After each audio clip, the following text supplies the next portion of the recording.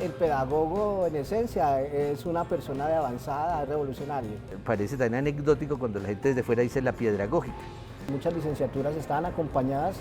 de salidas de campo hasta finales del siglo XX, inicios del XXI, no sé actualmente, pero la universidad pedagógica era escuela activa. La universidad se enorgullecía de que varios de sus profesores venían de la escuela de Tallahatchie, de haber casi directamente allá con los conductistas de Estados Unidos. Luego viene toda la discusión de cuándo acá aparece el método experimental. La formación de licenciados promueve la formación de investigadores. Y el CIUT efectivamente se ha constituido en un referente de investigación educativa. Varios se formaron como investigadores sociales, incluso digamos, en la Escuela de Sociología de la Nacional creada por Faz Borda y Camilo, y algunos de nosotros nos acercamos, por ejemplo, desde la educación de adultos y la alfabetización a toda esta perspectiva de la educación popular. Entonces, en este siglo XXI yo creo que van a coexistir, como, o sea, uno, el legado previo de todos modos no desaparece. Sí, tal vez Absalón tocó a mí más que muchas de nuestras profesoras, incluso decimos en femenino, fueron profesoras formadas en el Instituto Pedagógico Nacional de, ¿cómo se llama?, de trajes así impecables, manos muchas así de ellas fueron perfectas. internas. Eso, que fueron internas, claro, con un ambiente así casi de monacal,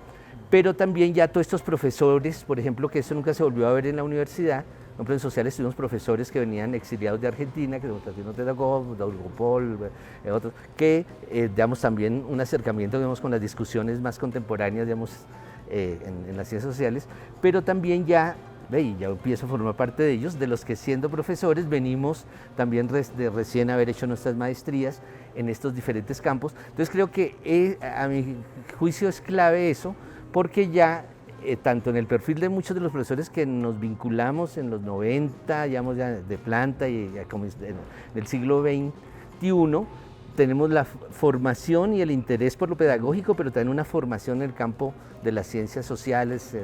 antropología, sociología, historia, estudios latinoamericanos, que permite como otros abordajes. Entonces yo veo que en este momento, por ejemplo, sigue teniendo una presencia muy fuerte, especialmente en ciencias, la Facultad de Ciencias, por ejemplo, el construccionismo allí en los profesores de diferentes campos, digamos, de departamentos, digamos, han sido incluso referentes nacionales e internacionales en ese campo. También, digamos, estas cosas, digamos, que en su momento eran por ahí marginales, también han ido ganando algún posicionamiento y un reconocimiento desde fuera, estas cosas que nosotros hacemos desde la educación popular, de las pedagogías críticas, otras alternativas, pero también, digamos, la presencia de otras perspectivas, digamos, especialmente investigativas, desde la genealogía, desde la arqueología, en la investigación de la historia de las prácticas pedagógicas en el país, y una infinidad, digamos, porque nombrar unas pues hace que ya uno le dé pena que deja por fuera las otras, pero creo que en este momento digamos, habría que dar cuenta, digamos, hay una actividad muy fuerte digamos, de profesoras, profesores investigando y en alguna medida, digamos, unos más directamente, otros indirectamente, otros de pronto poco, transfiriendo esos procesos investigativos a los espacios de formación, de pregrado y de posgrado. Y también de pronto creo que hace falta, es que hoy si uno diría, bueno, ¿quién tiene en la cabeza? Ya es más difícil decir, como podría decirse uno en los 70, pedagógica 70 conductismo, pedagógica 80, como en los 90 constructivismo. Hoy no está fácil decir a qué asociaríamos, entonces sí hace falta una mirada de conjunto y hacia nosotros mismos para reconocer qué tendencias, qué posiciones, tanto pedagógicas como investigativas, en el campo de la educación y la pedagogía están presentes en la pedagógica. Sería que es una tarea necesaria y urgente. Bueno, yo diría lo siguiente, la pedagogía es un devenir, o sea, es un ir y venir. O sea, la pedagógica sigue respondiendo en sus prácticas a muchos principios básicos de la escuela activa, el aprender haciendo, el contacto directo con las cosas, la práctica pedagógica, las salidas de campo.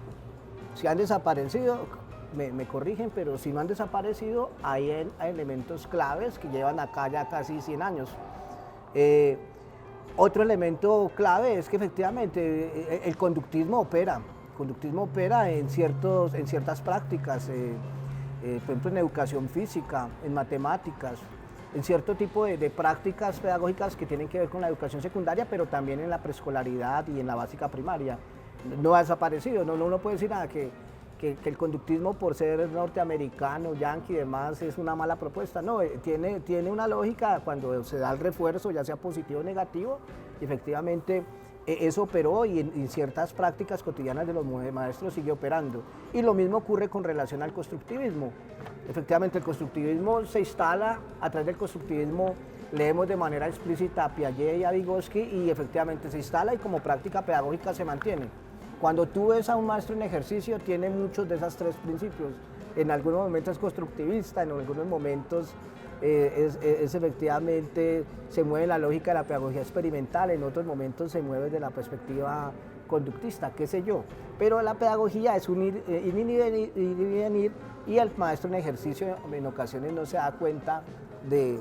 esas fusiones que se materializan en sus prácticas. Algo importante también con relación a lo que plantea Alfonso es que a finales de los años, a lo largo de los años 90, pues se instala la educación popular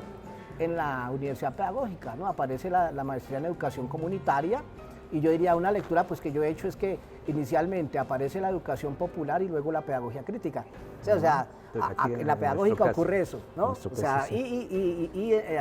alrededor de la maestría en educación comunitaria, pues yo fui auxiliar también de esa maestría, pues se dan las primeras lecturas de Paulo Freire y nos damos cuenta de la impronta que tiene la educación popular latinoamericana, freiriana, y la manera como investigadores de la maestría, entre ellos Alfonso Torres, se apropian de esa perspectiva pedagógica y la manera como hay las posibilidades de establecer una lectura entre la educación popular y la pedagogía crítica muy desde nuestra esencia y desde nuestro ser y desde nuestras necesidades como nación. Eso para mí es importante. Ya lo otro es que a finales del siglo XX e inicios del XXI se da ante todo, la materialización de lo que es la Constitución del 91, la Ley General de Educación, pero particularmente la Ley General de Educación Superior y la manera como los programas se acreditan. A finales de los 90 hasta el año 2001, 2002, cuando salí de la universidad, de manera exitosa la Universidad Pedagógica acreditó todos los programas de pregrado como programas de alta calidad.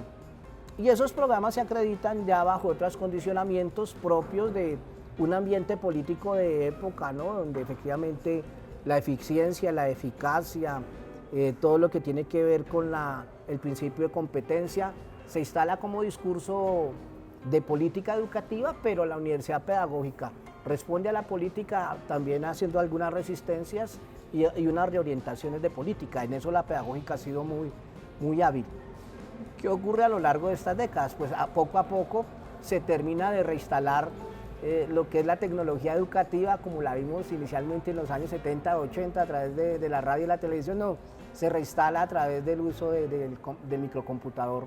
inicialmente en los hogares y posteriormente en la escuela y en la universidad, y aparece el tema de las tecnologías, ¿no? Donde efectivamente o reaparece en la universidad pedagógica y donde todos poco a poco hemos venido efectivamente transformando nuestras prácticas producto de los nuevos condicionamientos que establece la tecnología.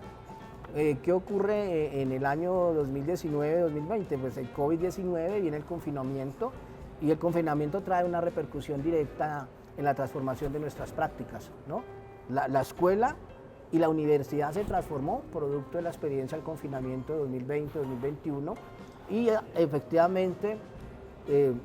varias de nuestras prácticas se transforman, pero también se evidencia la necesidad de la escuela y el maestro en el proceso de formación de los muchachos.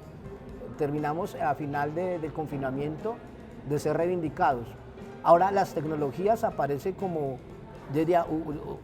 un elemento que nos presiona en nuestras prácticas y que efectivamente va a transformar a los sujetos. Toda la discusión, por ejemplo, hoy en día con la inteligencia artificial, en el sentido de que aparece esa inteligencia y desde cierta perspectiva uno escucha la administración del gobierno Petro, pues, la Universidad de Caldas abrió una facultad de inteligencia artificial. Entonces, uno como maestro de aula, maestro de práctica pedagógica moderna, pues se siente presionado, se siente afectado. La cuestión es hasta dónde es pertinente el manejo de la inteligencia artificial en educación y bajo qué perspectiva se tiene que manejar esa inteligencia y en el caso particular, qué aportes hace la inteligencia artificial en las humanidades y ciencias sociales, que nosotros nos hemos resistido, pero efectivamente hay discusiones que están muy vigentes en el término de la aparición de esas otras formas de formar al sujeto, que están ahí presentes y nos van a presionar, y particularmente a los maestros que se están formando hoy en día, pues el cambio es fuerte y lo están viviendo en la actualidad. Lo que viene, lo que vendría para la universidad,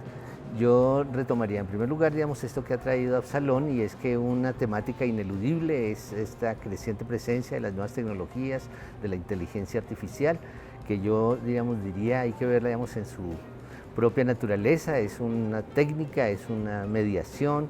que, como en otros momentos de la historia de la educación y la pedagogía, puede, digamos, así como ha sido hasta ahora especialmente puesta al servicio, digamos, del control, de la dominación, también es una posibilidad de trabajo, digamos, desde lo educativo y lo pedagógico, y habrá que, digamos, seguir investigando y trabajando al respecto. Pero también hay otros desafíos. En primer lugar, digamos, ese desafío entre escolarización y desescolarización, digamos, de la sociedad, que si bien es cierto, digamos, creo que todos los que habitamos aquí en la universidad somos unos defensores de la escuela, de la educación pública en particular, y creemos que, digamos, la institución escolar, digamos, tiene un papel clave para jugar hacia el futuro de nuestras sociedades, pero no puede ser esta escuela, digamos, que aún predomina, porque ahí sí, en este caso, algunas de las tradiciones y remanencias, digamos, muchas veces se vuelven obstáculos para dialogar con todos estos desafíos, digamos, del mundo contemporáneo, y que se está expresando en el bajo matrícula, digamos, ya no solamente a nivel escolar, de primaria, secundaria, sino también de universidad, y la creciente, lo que se ha llamado deserción escolar, que está allí y que además de todos los factores sociales y económicos que están allí, sí nos plantea una pregunta, y es en qué medida esta escuela que tenemos es atractiva y es, digamos, formativa, digamos, de las nuevas generaciones para los tiempos que les está tocando vivir. Pero también, diríamos, hoy, y ya, digamos, la universidad lo está haciendo, es esta relación, digamos, de la universidad con otros campos sociales como la comunicación, como la cultura, como las políticas públicas, y que creo que la universidad, digamos, tiene un potencial muy grande de seguir aportando al país, tanto en la formación de maestros, maestras, educadores, como en la investigación, y finalmente, diríamos, con algo que tenemos un poquito de déficit, y es lo que se ha llamado también proyección social, intervención social, interacción social, extensión, que pueda ir más allá de esa presión que nos han puesto, digamos, los déficits presupuestales, de que extensión, pues, le ha tocado dar prioridades en la generación de recursos, y también el que esa extensión, digamos, en una perspectiva crítica, permita fortalecer ese diálogo de la universidad con la sociedad, y eso, digamos, creo que es un desafío grande de nuestra universidad. Yo diría que